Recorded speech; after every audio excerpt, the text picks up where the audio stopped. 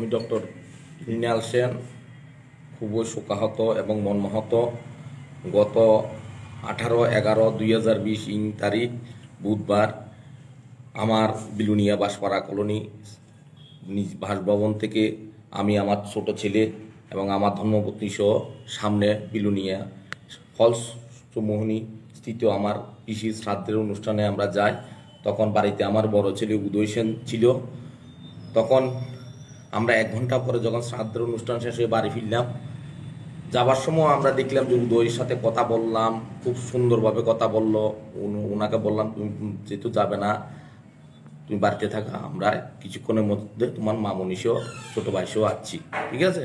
যখন 1 ঘন্টা পর আমরা আমার পিসির শ্রাদ্ধের অনুষ্ঠান থেকে আমার বাড়িতে আসলাম, তখন এই বিভৎস এই মর্মান্তিক কাণ্ড দেখে আমরা হতভম্ব হয়ে পড়ি, আমি আমার ধর্মপত্নী সহ।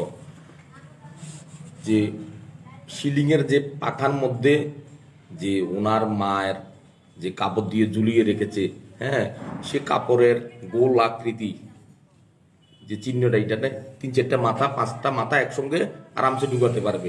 সে নিচের অংশ, সিলিংয়ের নিচের অংশের গোল আকৃতি যে চিহ্নটা, যে সেখান থেকে ফ্লোরের দূরত্ব সামান্য, একদম ফ্লোরের মধ্যে দাঁড়িয়ে রয়েছে, শুধু একটুকু দূরে আটকে রয়েছে। এবং ওনাকে শরীরের বিভিন্ন জায়গাতে আঘাতের চিহ্ন পাওয়া গিয়েছে, হ্যাঁ, ওনার কন্ট্রোনালিটা ভেঙে দিয়েছে, হ্যাঁ, বিভিন্ন জায়গাতে এখানে আঘাতের চিহ্ন পাওয়া গেছে ঢাকে। তখন আমরা দেখি হতভম্ব হয়ে পড়ি, সঙ্গে সঙ্গে আমরা বিলুনিয়া হাসপাতালে নিয়ে যাই। ডাক্তাররা মৃত ঘোষণা করেছে। এর মূল মাস্টার মাইন্ড হচ্ছে আমার পার্শ্ববর্তী এলাকা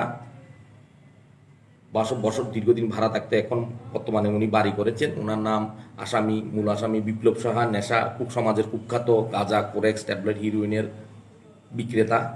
ওনার ছেলে রূপন সাহা, হ্যাঁ, এই দুইজনে আমার ছেলেকে বিভিন্ন গানে নিয়ে যেত, সাউথ ত্রিপুরা এবং গুমতি জেলা বিভিন্ন গানে নিয়ে যেত। আমি এর আগে ওদের সাথে দীর্ঘদিন ওদেরকে বারণ করেছি যে যুব সমাজ ধ্বংস হয়ে যাচ্ছে, এলাকাতে যাতে বিক্রি না করে। আমার সঙ্গে অনেক কথা কাটছি রয়েছে। তখন আমার ছেলে তো সরল মাইন্ডেড ছেলে, মোটা মাথা। আমার ছেলের এই সুযোগকে কাজে লাগিয়ে আমার ছেলেকে আমার সঙ্গে তো এর আগেও বিবাদ হয়েছে। তখন আমার ছেলেকে সাউথ এবং গুমতি জেলা বিভিন্ন জায়গাতে নিয়ে যেত। তখন আমার ছেলেকে ফান্দে ফালিয়েছে, প্রলোভন দেখিয়েছে যে ওনার নামে একটা পালসার বাইক আছে, বিপ্লব শাহ ছেলে রূপন শাহ, যে গাঁজা ব্যাপারী, নেশা কারবারি, হচ্ছে যে তুই বাড়ি থেকে আমার টাকা কিছু এনে দিবি, তোকে আমি বাইকটা তোর নামে রেজিস্ট্রি করে দেব। তখন আমার ছেলে বাড়ি থেকে অনেক টাকা দিয়ে, তো আমরা গার্জিয়ানও ওদের সঙ্গে অনেক কথা কাটছি রয়েছে আমার ছেলে থেকে, যাতে ওর ছেলে আউট হয়ে যায়। কিন্তু ওর গার্জিয়ানে বারে বারে উল্টা কথা, আমাদের সঙ্গে অনেক উল্টা কথা বলেছে। আমি অনেক পাড়ার লোক ডাকিয়েছি, অনেক কিছু করেছি।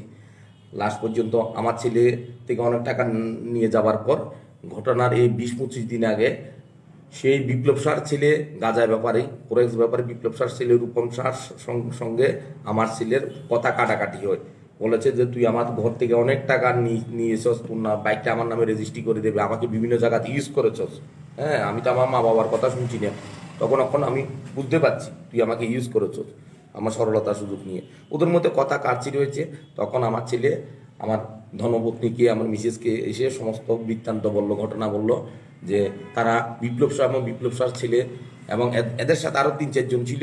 আমার ছেলে 3-4 জনকে চিনতে পারলো না, আরও 3-4 জন ছিল। বিপ্লব শাহ ছেলেও ছিল তখন। তারা দুজনে এবং আরও 2-3 জন ছিল। সবাই বললো যে তোর মৃত্যু সন্নিকটে, কারণ আমার ছেলে বলেছে তোদের সমস্ত তথ্য ফাঁস করে দেবো, কোথায় সাউথ ত্রিপুরা এবং গুমতি জেলার কোথায় কোথায় তোরা গাঁজা করে ট্যাবলেট হিরোইন বিক্রি করতি, আমাকে নিয়ে যেতি বিক্রি করতি, হ্যাঁ, আমার টাকা না দিলে আমি তথ্য ফাঁস করে দেবো, বলছে তোর মরণ সন্নিকটে। তো আমার কাছে, আমার ধর্মপত্নীর কাছে এসে বললো, ধর্মপত্নী আমাকে বললো আমি পরদিন আমার মিসেস সহ ওনার গার্জিয়ানের কাছে যা, ওনার গার্জিয়ান অস্বীকার করলো। তখন আমার মিসেস মনে করলো যে কথার কথা মানুষের মারে, অনেক কথা কয়। তো লাস্ট পর্যন্ত তো আমার ছেলেকে বিভৎসভাবে, আমার ছেলেকে নৃশংসভাবে মার্ডার করে পাখার সাথে বেঁধে ঝুলিয়ে রাখলো। এবং এটা একদম পূর্ব পরিকল্পিত মার্ডার। এটা ফিল্মি কায়দায়, সিনেমার কায়দায় পুরা প্ল্যান মাফিক এটা ঠান্ডা মাথায় মার্ডার করেছে, মার্ডার মেরে পাকার সাথে বেঁধে রেখেছে। তো আমি সমাজের একজন অসহায় পিতা হিসাবে আমি গণতন্ত্রের চতুর্থ স্তম্ভ মিডিয়া আপনাদের মাধ্যমে এবং সমাজের মধ্যে ত্রিপুরা রাজ্যের সমস্ত ত্রিপুরাবাসীদের এবং স্বরাষ্ট্র দপ্তরের সহায়তায় আসামিদের দৃষ্টান্তমূলক শাস্তির ব্যবস্থা চাইছি এবং কঠোরতম থেকে কঠোরতম শাস্তি যাতে আসামির হয় এবং শাস্তি সে বা আসামির ফাঁসি চাই। ভবিষ্যতে আমার মতন কোনো মা বাবা যাতে তার সন্তানদের যাতে হারাতে না হয় এমন শাস্তি দেওয়া দরকার। এবং এইসব গাঁজা, কোরেক্স, ট্যাবলেট, নেশা কারবারির কারণে যুব সমাজ প্রায় ধ্বংসের পথে। এই জন্য আমি আপনাদের মাধ্যমে পুরো সমাজকে মেসেজ দিতে চাই আসামিদের অতি সত্বর গ্রেপ্তার করার জন্য। এবং পুলিশের ভূমিকা নিয়ে আমার অনেক সন্দেহ হচ্ছে। পুলিশ কোনো এফআইআর করা সত্ত্বেও পুলিশ কোনো পদক্ষেপ নিচ্ছে না। আপনি কি নাম দিয়ে এফআইআর করেছেন? এফআইআর করেছি, আমি 3 জনের নাম এফআইআর করেছি এবং সঙ্গে আরো 2-3 জন আছে।